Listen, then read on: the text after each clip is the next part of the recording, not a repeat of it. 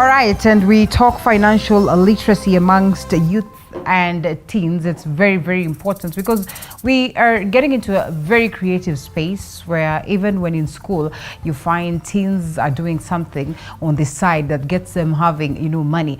And even before they get to that space, it's important that they are taught how it is in order for them to make sure that they manage their finances with the little that they have. This way they grow with discipline in the aspect of finance, and of course they're guaranteed of that financial freedom in future. So we get to this conversation alongside an official that is from Octagon Africa, and of course it's none other than Florence Mushiri. Florence Mushiri is the commercial director, Octagon Africa. Thank you so much, Florence, for creating time to be with us. Yeah. As the norm, it's always good for us to know what this entity that is on set is about, so that we have the confidence on the conversation that we're about to have. So Octagon Africa, just what is Octagon Africa?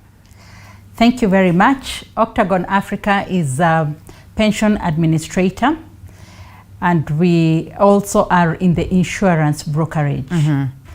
We are based in Kenya. We are also based in Uganda and Zambia. Mm-hmm. So we are big in pension as much as we have a bit of the insurance brokerage. We are pretty big in pension. We've been in business for the last 16 years, and we aim and hope that we'll be here to stay. So our vision and our focus is to be around another 100 years. Mm-hmm. So we've just completed 16. So we have a long, long way to go. Mm-hmm. And therefore we are affecting and enriching lives, right, and trying to reach out to our community in the area of pension, so that they are able to understand what it means to keep money and save for retirement. And just why this early, when we're talking about the teens and the youth, why this special focus on them?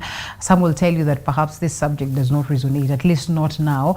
Allow me to get to around the age of 30, 35, then we can start talking pension. How different is it for us to, just get this knowledge instilled in our young ones? Very, very important. If what I know today, I was taught while young, I would be somebody far much better than who I am. And it is because our culture or our country, we don't reach out to the young ones and teach them what it means to keep money, what it means to save. And saving is nothing but you have to build up money over time. It's a long-term endeavor. And therefore, it is vital that we actually teach the generation rallying behind us what it really means to keep money and to save. That way, by the time they get to their 50s and their 60 years, they'll be so prepared to live in terms of their after years, after 60 years. And you can only form a proper foundation right now. Foundation is everything. Even in a construction or any building, if you don't lay a proper foundation, as you go up, that's why we find, like, for example, buildings in Kenya are collapsing. Foundation is practically important. So we don't have foundation on savings in our country, which we need to instill, and that's why we are targeting a particular age group. When they are possibly slightly a little bit younger, you can only teach them practically through piggy banks. Right. But they'll outgrow a piggy bank. You won't tell a teen, let's continue piggy bank business. And therefore, when they get to the age of 15 years, that particular age is an important age to start holding conversations. And because we acknowledge that generally as a country, we have a low saving culture, we definitely would want to know, how do we get ourselves to inculcate this? And so the conversation is not just for the young ones, it's generally for everybody and anybody. And so any special programs at the level of Octagon that are channeled towards speaking to the youth, speaking to the teen, and as you advance and progressively speak to this? Yes, we definitely our target market is not just the youth. We do have programs also for the adult population that we do as business as usual, and we really train quite a bit. as we do our work on a day-to-day basis, especially being in the pension industry. We do consultancy, we do member-to-member education for the pension members, and therefore that we do on a day-to-day basis. But specifically for this youth program, it's something special for us, and we're doing it more as a CSR part of Octagon Africa, to reach out to the young ones and be able to then offer them financial literacy and equip them, enhance them, let them know what it means to keep money as they practice. Not that these teens and the youth, they have money. And definitely the money, they could be getting it from their parents or whatever other means, but they do have money. So it's important that we start instilling a discipline within them, how to save, how to keep money. And then they are able to see that money build by and by. And as it builds, it becomes a motivating factor. Today, if I put 200 shillings and by the end of the year, I already have about 3,000, I'll be very excited and I'll see the fruits of saving, and it becomes a motivating factor. All right, and that acknowledgement that we have a poor and a low saving culture then gets us asking ourselves, just how do we manage this? 16 years into gaining the confidence of the people, what are some of the hows that are so practical for us to, just get ourselves gelling into understanding financial literacy, and not just understanding, but beyond it, making sure that we have that financial freedom. I have seen the president, speaking so huge about the saving culture. So what are the hows that you are presenting to the people as Octagon? Thank you. Talking about the how, when we look at our nation, we are at a 13.3% saving rate. Globally, Macau, I think, is the best country in the world at 64%. So you can't compare 13 and a 64, meaning we are quite low. When we come to Africa, the best saving rate is at 33% with Angola, followed by countries like Gabon, South Africa. The East Africa region is practically not there. So let me come to the how now that I've given the rate, so that we can actually see how far down are we as a nation. One way that we are actually engaging in terms of ensuring that we change the rate is empowering Kenyans by giving them knowledge.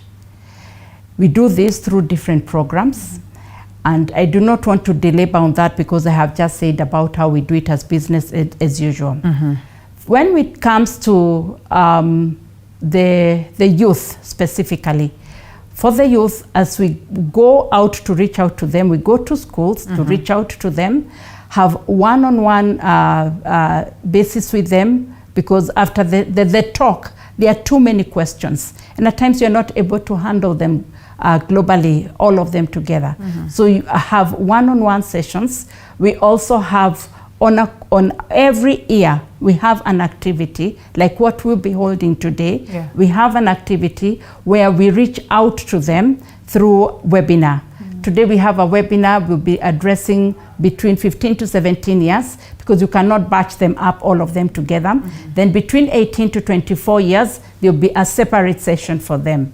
And we onboard people who are able to reach to the youth and the teens, so that they are able to communicate and they're able to talk the same language. And in the talk, we are able to practically give examples of what exactly is this that they can do. For example, for someone who is already in the 18 to 24 bracket, they do have some money that flows through their hands. They could invest and decide, I want to buy some shares.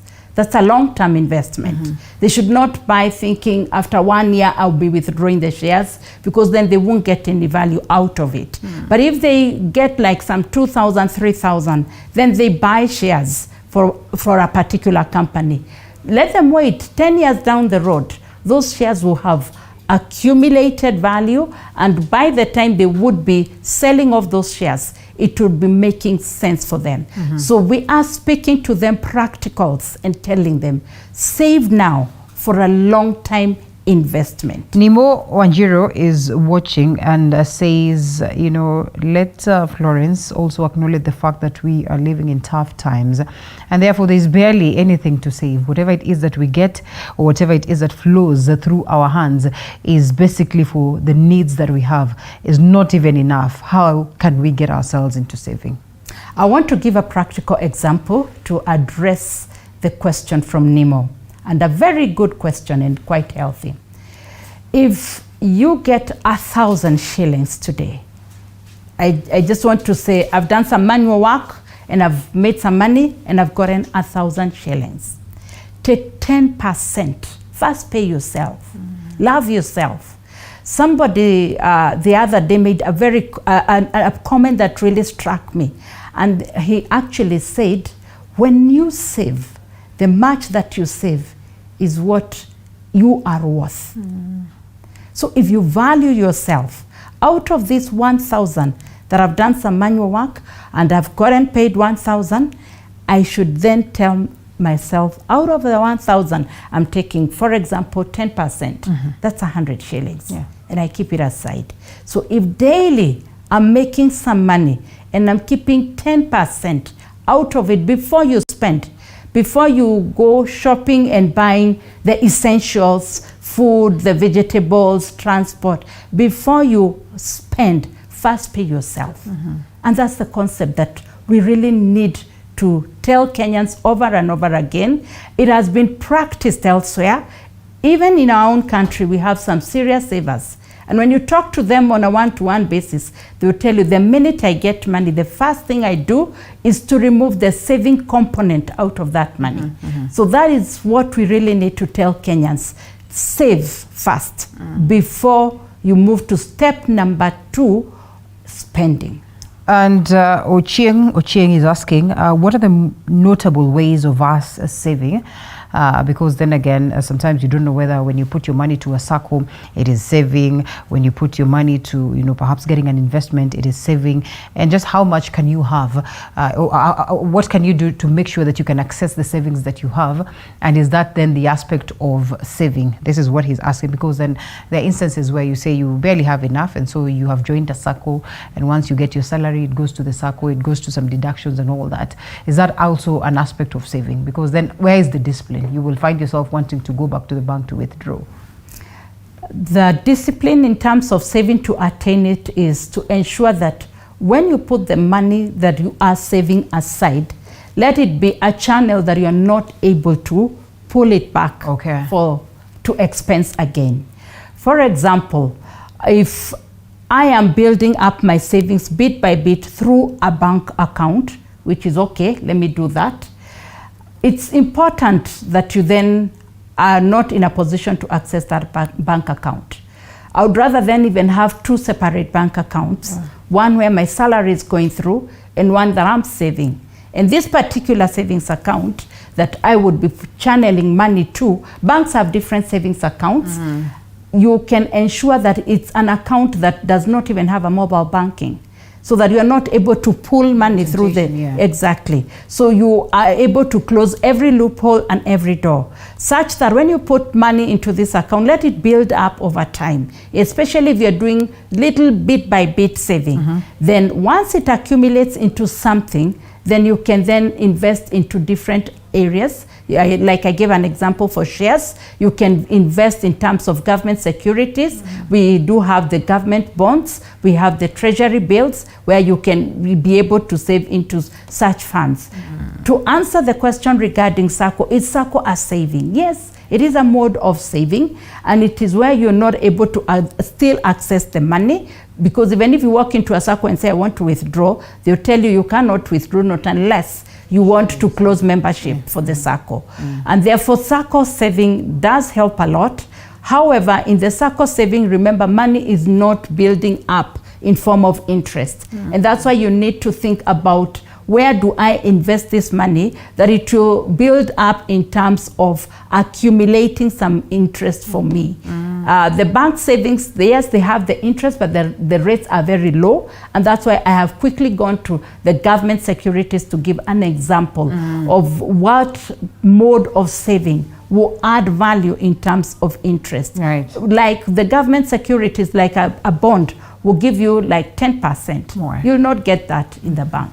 You may not be having so much money to then say, I'm putting it in a fixed deposit, because also fixed deposits in banks have also a good rate, which you negotiate, but very low amounts, again, like 50,000, you'll find that the rate is not also friendly. Really low, It's yeah. around 3 to 4%. And therefore, when you think about a government bond that's giving me, for this 50,000, it's giving me 10%, you can't compare the two.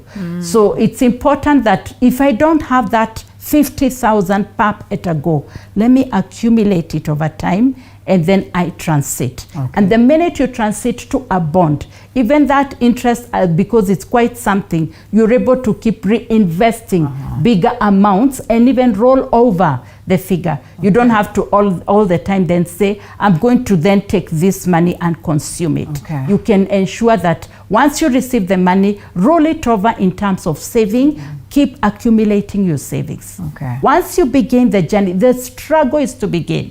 But once you begin the journey, and after a year you look back and see how much you have saved, it actually motivates you. Wow. And you'll keep rolling over and wanting to build more and more savings. Okay, and let's speak to the parents and the guardians, because then we're talking about the youth and the program that you have. Just what is their position in making sure that this as well is inculcated?